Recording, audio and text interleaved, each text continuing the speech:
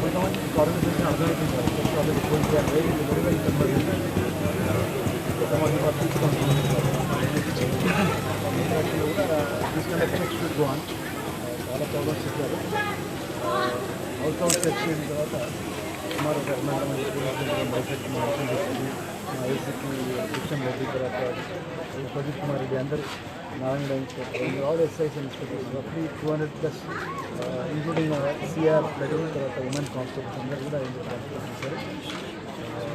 45 అంటే documents data వారి ownership seize చేయడం జరిగింది. 11 మెంబర్స్కి వాళ్ళ ఫింగర్ ప్రింట్ స్కానర్ చెక్ చేసిన తర్వాత కొంతమంది ప్రీవియస్ క్రిమినల్స్ ఇదొకటి క్రిమినల్స్తో అసోసియేషన్ ఉంది వాళ్ళకి వాళ్ళ మీద అనుకూల తీసుకోవాలి వాళ్ళు విచారిస్తాం వాళ్ళ సరౌండింగ్స్ వెరిఫై చేసిన తర్వాత వదిలిపెట్టడాన్ని ఓన్ చేయాలని ఇక్కడ ప్రాబ్లమ్స్ కాలనీ రెసిడెంట్స్తో ఇంట్రాక్ట్ అయినప్పుడు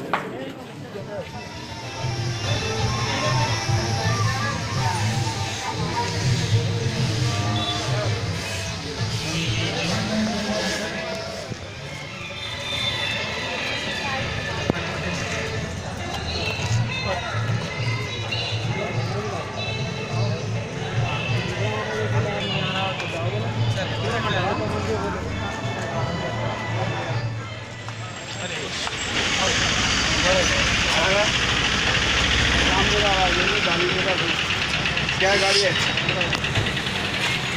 पूरा गाड़ी का इधर आपका गैरेज गैरेज है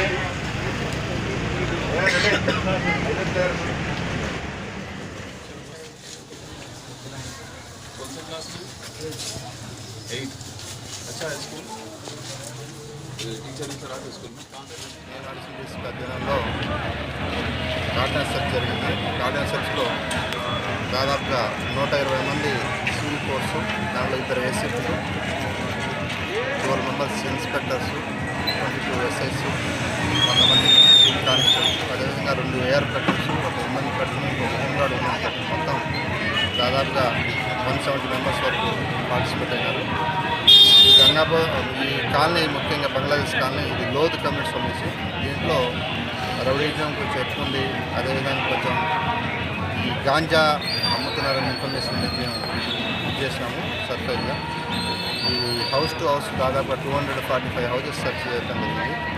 దీంట్లో ఒక 37 2 వీలర్స్ని డాక్యుమెంట్స్ లేకుండా ఎటువంటి పేపర్స్ వాటికి కన్సల్ట్ ఓనర్స్ కూడా డబుల్ రిజిస్ట్రేషన్ అయ్యిందని వెరిఫికేషన్ కోసం మొత్తం 35 వెహికల్స్ తీసుకోవడం జరిగింది.